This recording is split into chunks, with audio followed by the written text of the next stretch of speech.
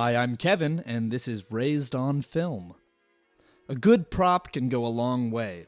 In deft hands, props can become as full of life as the characters on screen. Most props, however, are completely forgettable, and this makes sense. If every prop was iconic, like Doc Brown's DeLorean, or Audrey Hepburn's cigarette holder, or this holiday season's hot toy like the Tiger Electronics Deluxe Talkboy from Home Alone 2, which goes for $800, well, that would just be exhausting. But a great film will use its props to their fullest potential and not let them become just more stuff. But what does that mean? And how does one do that? Let's zoom in on two films which rely heavily on their props in vastly different ways to find out how to get the most out of them. This is the 1997 Luc Besson film, The Fifth Element. A fifth element. A sci-fi action film starring Mila Jovovich, Ian Holm, Bruce Willis at his blondest, Gary Oldman at his Hitlerist, and just about everything else, especially Chris Tucker, at its most outlandish. A small team of people did the art direction for this film, but the man probably most responsible for the look of it is world-renowned fashion designer Jean-Paul Gaultier. Gaultier populated this production with some of the gaudiest costumes ever put to film to bring to life Europe of the 90s vision of a dystopian New York City of the future, complete with flying cars, flying boats, garbage-filled airports, and McDonald's. While The Fifth Element doesn't make much sense, it is a lot of fun. One of the main reasons is its buck-wild design choices, especially in the props department. Whether it be a minor little detail like the size of the filters on the cigarettes, or something as foregrounded as the ZF-1. The ZF-1 in particular is a great example of how a prop can add depth and texture to a film and elevate it from something generic to something fantastic. Rocket launcher, arrow launcher with explosion of poisonous gas head. The weapon bears no significance to the plot, yet it was designed and built with such care and intention that it grounds the world in its distinct style. My favorite. The props in this film are used primarily for world building, and that's okay. The frame has to be filled, so it might as well be filled with something interesting. But we need to look a little deeper to find a film that utilizes its props to their fullest potential. What's a tennis racket doing in the kitchen? Tennis racket? Oh, I remember. I was cooking myself an Italian dinner. I used it to strain the spaghetti. This is the 1960 Billy Wilder film, The Apartment.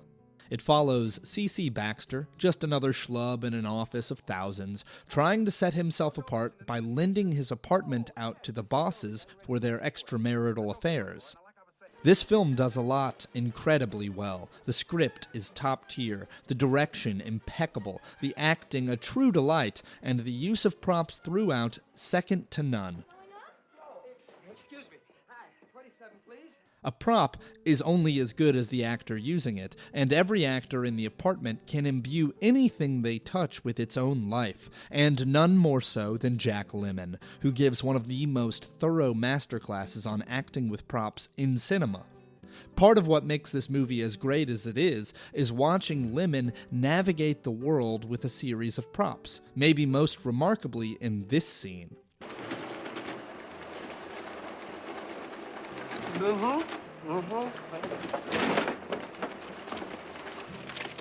For 5 minutes of screen time, he plays phone tag with several people and tries to shuffle around his schedule while dealing with a cold. A seemingly dull string of tasks is elevated by how he negotiates the phones, his calendar, his pen, thermometer, and tissues. It makes for a sublime sort of juggling act.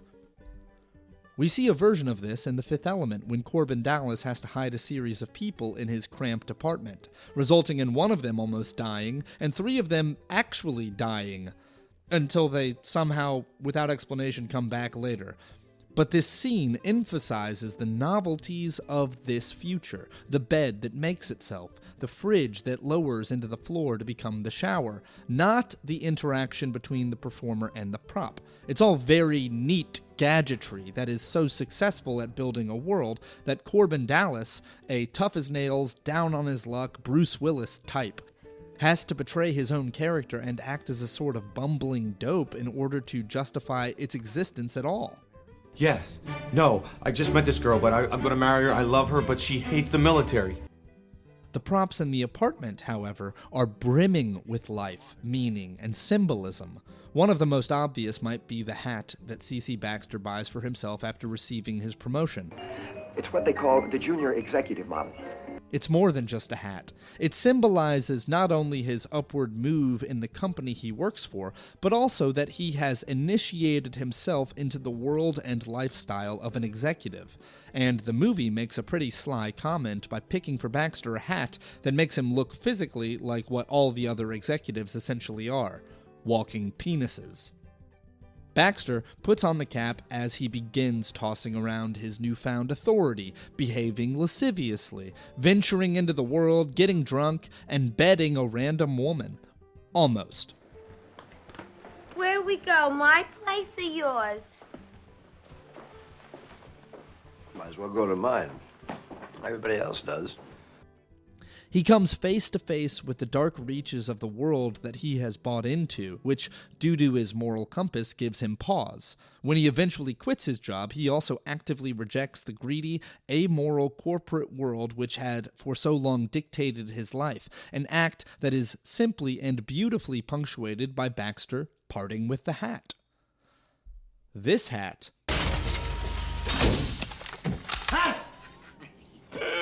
Give me the cash. On the other hand, is designed to resemble the hallway of Corbin Dallas's apartment building as viewed through the peephole in his door, and ostensibly designed and made by hand by this heavily armed yet inept fiend of some future drug.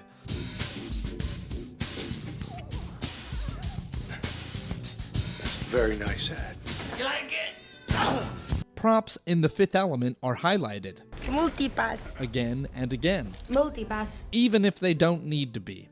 Close-ups of props, conversations surrounding props. But yeah, she knows it's a multi-pass. The filmmaker highlights that props are at the center of this film. It's a showcase of the neatest stuff the design department could come up with, and I'm all for it. I love this type of stuff. It harkens back to great design-heavy films like Metropolis, Brazil, and even the Muppets.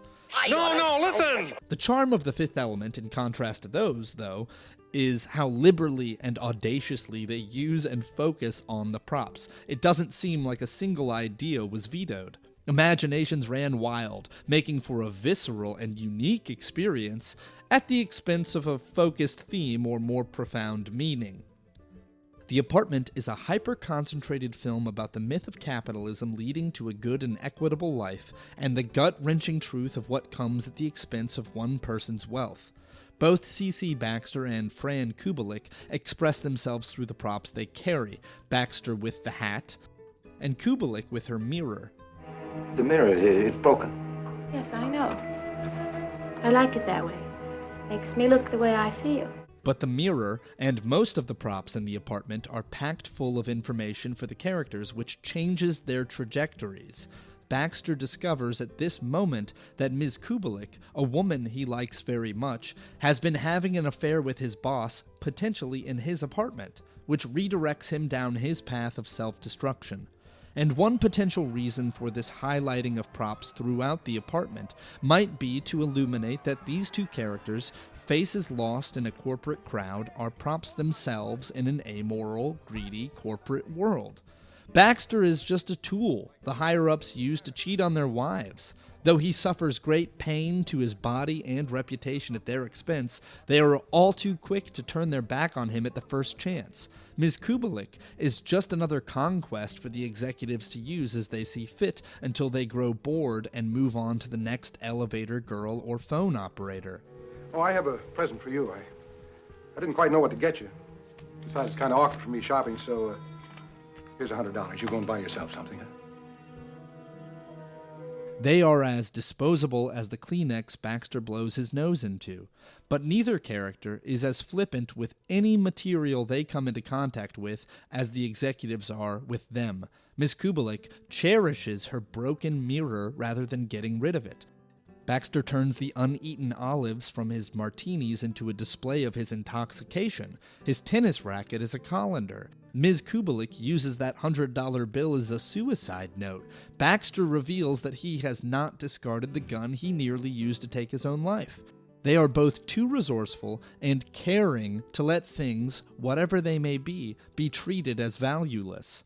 Any prop thrown on the screen is full of potential. They can be imbued with great power, or symbolism, or value, or all of the above. Props can very well be at the center of an entire film, or an extension of a character. They can subvert the expectation of the film, or be just a minor detail. But a great movie lets nothing go to waste and fills everything, including the objects handled by the actors, with as much meaning, detail, and life as possible, and turns something mundane into something remarkable.